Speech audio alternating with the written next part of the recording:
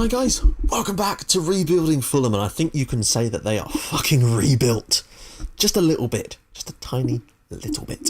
Now, we're at the end of the season. In fact, before I start this, if you've been enjoying this series, please leave a like on it so that I know that you are actually enjoying it. It's good to know that people are actually enjoying these videos. Otherwise, I'll have to stop doing them. And obviously, I will be stopping doing this series soon because, you know, Football Manager 15 is around the corner. I feel like a kid at Christmas when it comes to that sort of stuff. Anyway, let's get straight into the video. Now, it's basically all about the fixtures. You can see we came second in the Premier League. That is where we have finished. But you don't know how we got to that point, and it's not quite as straightforward as you'd have thought. First up, let's choose which game we're going to show you guys as our sort of... Sorry, Daddy Longlegs just flew in front of my face. That was really bizarre. The reason that's so bizarre is because it's like 3:30 in the afternoon and it's broad daylight in here. So I don't know where he came from. Hopefully he fucks off really soon. That'd be just ideal. Anyway, back to the thing we're actually here for, which is the Sunderland game. And look at that man. He's back. Thomas Draga. I've started giving him a few more games because Odegaard's been getting a bit jaded again. And we do need Draga. He's such a good player, and yet Odegaard just seems to be so good for his age that you can't not play him sometimes. Draga with a penalty and then followed up with another goal not long after that. Hiroshi Kiyotaki got one back for them late on. Well, not that late on, just into the second half actually. And then Mitroglou got himself yet another goal, which is great, to make it a comfortable 3-1 win in the end. And that's good because we needed to get a little bit of a run going, and then we managed to win away at Villa Park. Now remember, they beat us at Craven Cottage, so this was the ultimate revenge for me, and I think them beating us at Craven Cottage was kind of the ultimate revenge for us being at Villa Park last year, so expect to lose at Craven Cottage next year, guys. Catching Nicholas put us in front, was then very quickly cancelled out by an Ashley Westwood penalty. This was a joke. It wasn't even in the box, and there was no foul. I couldn't see anyone even near him. I don't know can players dive on Football Manager and referees actually give it, because I've seen players get booked for diving before, but can a player dive and win a penalty? Because it certainly has sure as hell looked like it. It wasn't even in the box. But yeah, that happened. But then Yulsgaard basically literally scored from a corner. It went straight in to the net from a corner. So yeah, there's that. And we managed to win another game, which was beautiful. Then we had an away game at Stoke. This was annoying. And since this is the highest scoring fixture of the month, I'm going to show you this one as our highlights. So we are going to get into the game. I'll see you guys in the game. Right then, we are back. It was away at Stoke, but the fact is Stoke were struggling to be not relegated at this point. So we really should have been doing better. And the fact is, from the start, we were very, very good. We controlled the game. We created a lot of clear-cut chances. Well, we only created 3 clear-cut chances, but they were good chances. Mitroglou, I thought he was offside initially, but then I saw it and he wasn't. He was onside and got us off to a flyer within the first minute of the game, which was pretty much perfect. Then we made a boo-boo. Yeah. Pretty poor cross there, actually. It's a shame because I don't know why Trippier did just... it's a shame, but it happened. Unfortunately, Samuel Eto'o now plays for Stoke City, and as a result of that, Ranty's ball through completely caught us out, and Eto'o was able to... I don't know what Stekelenburg was doing there. It was bizarre. He came out to sort of block Ranty, but then Ranty lost the ball and Eto'o just put it into an empty net. They'd done nothing up until that point, basically. And that was straight in the second half. Then we continued to batter away on the door. And we just seem to have this wonderful Costas partnership. Costas Mitroglou and Costas Fortounis. And Fortounis this time chose his chance to be the hero. Now, Kacha Nikolic brought the ball down the left. But as always, well, he's just so good at getting in there at that far post. And he did it again. Made it 2-1 immediately afterwards. And I thought, okay, fair enough, we're back in front again. Unfortunately, I cannot stand Ranty. He just seems to have this innate ability to score goals against us. He did it for Bournemouth, home and away. He's now done it for Stoke. I'm pretty certain he still scored for Stoke when we played them in the league at Craven Cottage earlier in the season. And of course, today was going to be no different. Now, it was just a simple ball in, and Ranty just gets across and makes it 2-2.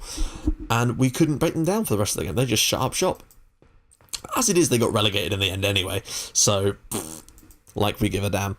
But that shit happens. Then, though, this was I cannot explain this game. We had Palace at home. Mid-table side. Dead cert winner, you'd think. Nope. Nope. Troy Deeney basically scored with their first shot on target of the game, which was then quickly followed up by Dan Burn being sent off, and then being given not quickly followed up. In the second half, after we were really battering down, basically we had a battering ram and we were trying to knock down the door, and eventually we caved and not them. We broke the battering ram. Dan Burn wasn't really the battering ram, but he got himself sent off and gave away a penalty. And they scored the penalty, and Emil Larson got injured very soon after, which meant that we were spending the rest of that game. We still battered them for the rest of the game, just couldn't get anything out of it. It was a horrible game. I hate it when that happens, but shit happens, as I've said a few times on here. We then went to Hull, and we couldn't do it. We couldn't overcome them. We were better than them again. But Angelo Henriquez's goal was the difference. It was yet another poor result. Back-to-back defeats like that, without even scoring a goal for a side that are so free scoring, was a very large shock, and something that was quite difficult to take when you consider how much we had riding on this. And the last thing I wanted was to drop out of those places on the last day of the season. Now, we had Liverpool at Craven Cottage, and as good as they were this season, they were not good on the night. Not good at all. Yulsgaard put us in front from a penalty. We were missing Draga today. I don't know whether... Yeah, so Yulsgaard takes a penalty. It was a great penalty as well. Quickly, Mitroglou made it 2, and then very quickly after that made it 3. And I was pretty much happy with that.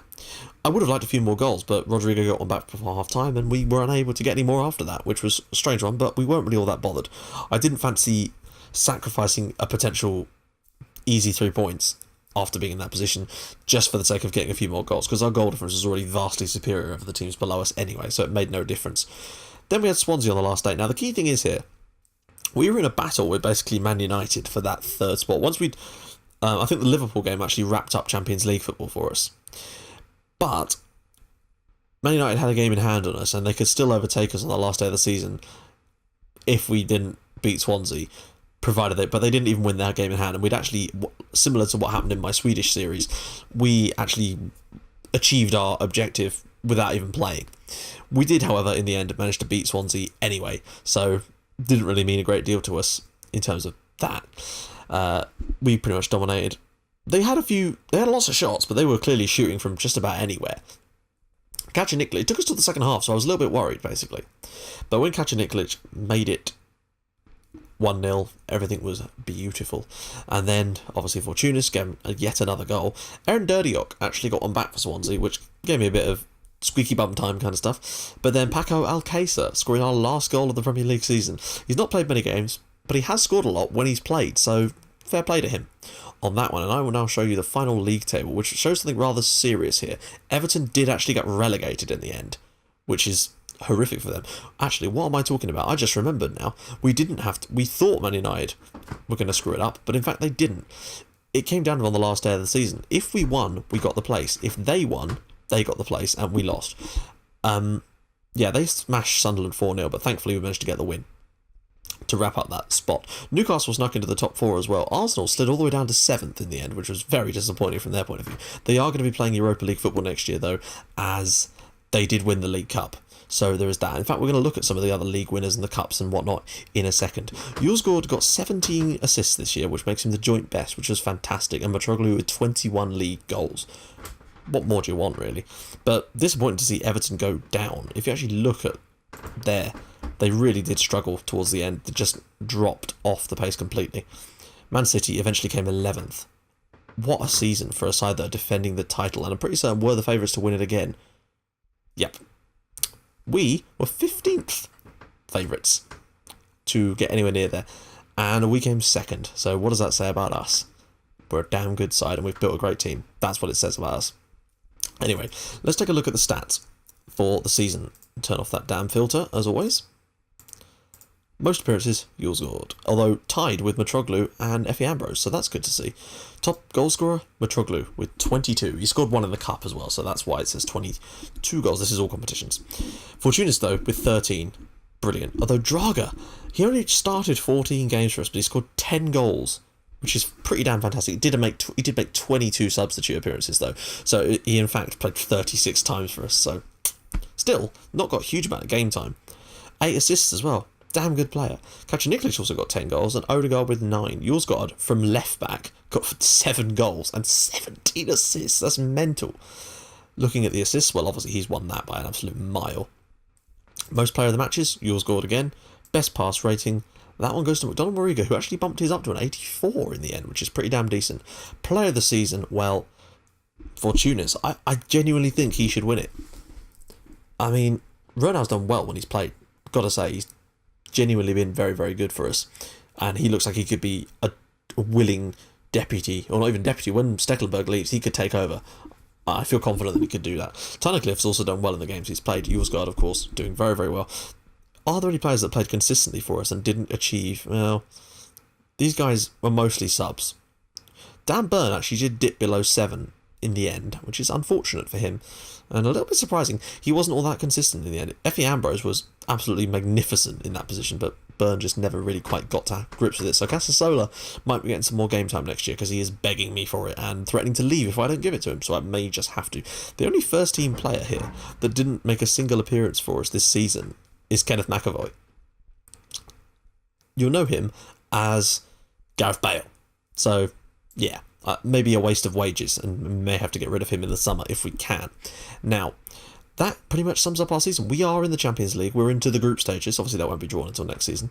The next episode of this, you'll see... Right, guys, sorry about that. We are back, and we were going to take a look at the other leagues to see how things have also gone for other teams around the world.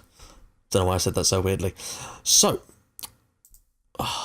bastards. Right, Forest and Huddersfield are up to the Premier League. Doncaster, Barnsley and Rotherham are down. We don't know who's been promoted from the Championship yet, but I can't be asked to skim forward and find out. And, yeah, same thing here. Crewe and Sheffield United up to the Championship. Carlisle, Walsall, Southend and Oldham all down into League 2. In League 2, Swindon, Chesterfield and Cambridge are up. Newport County and Eastleigh, after a horrific season clearly, are down. In the conference, AFC Wimbledon are up. Didn't know they'd been relegated. Woking Nunny in Halifax and Macclesfield are down. Now, let's move over to Germany. Well, my God, has everything got a playoff now? Jesus. Bayern won the league. Massive surprise there. Union Berlin and Köln have gone down. Up from the second division. Oh, for God's sake. Come 8 and 60 Munich and Braunschweig. And down go Duisburg and Frankfurt. Italy, we've got Juventus winning the league again. Big surprise there. Parma, Cagliari and Empoli go down. Upcomer Bino Livorno, that makes sense. Down go Spezia, Padova and Piacenza, which is a great name for a team. I like that a lot. Scotland. Oh, Jesus. Celtic win the league. Massive surprise. Rangers second. Massive surprise now that they're back. St John. Well, Hamilton are down. Oh, so many playoffs. Dundee are up. Airdrie. Well, full fucking Hearts. Jesus Christ, I can't be arsed with Scotland. Cowdenbeath. Queen's Park. There's so many playoffs for everything. It's where that whole league is just one big playoff. Relegation playoff. Ooh, a relegation playoff. So, does that mean that it could happen? Clachnacudin versus Montrose. Clachnacudin could be in the Scottish League too. Love it. Another one of those teams that sound like drinks. Love them. And Spain. Let's move quickly over to Spain and complete this tour. Barcelona win the league again off of Real Madrid and Atletico. Valladolid, Las Palmas and Recreativo. Is that Recreativo? Huelva? All go down. Pardon me. Sporting. Sporting what? Is that Gijon? Real Sporting SAD. Who is Real Sporting? Oh, it is Sporting Gijon. Is it? Yeah, it is, isn't it? Someone just let me know. That is Sporting Gijon, isn't it? And Deportivo La Coruña. Leganes. Deportivo Alaves going down. Again. And Barcelona B are relegated, sadly. And Sabadell are also down. Now, that is about it for this year of the team, if you like. Now, we're going to return on the first day of the Premier League season, so you guys can see what signings I've been making over the summer. Hopefully, with the fact that we're in the Champions League, we're going to get a decent-sized transfer budget. You'd like to think so. we're going to have to try and compete. What areas do you guys think we should strengthen in? Let me know in the comments. Anyway, if you've liked what you've seen, hit the like button. If you've liked it even more than that, hit the subscribe button. Thank you for watching this series. Bye-bye.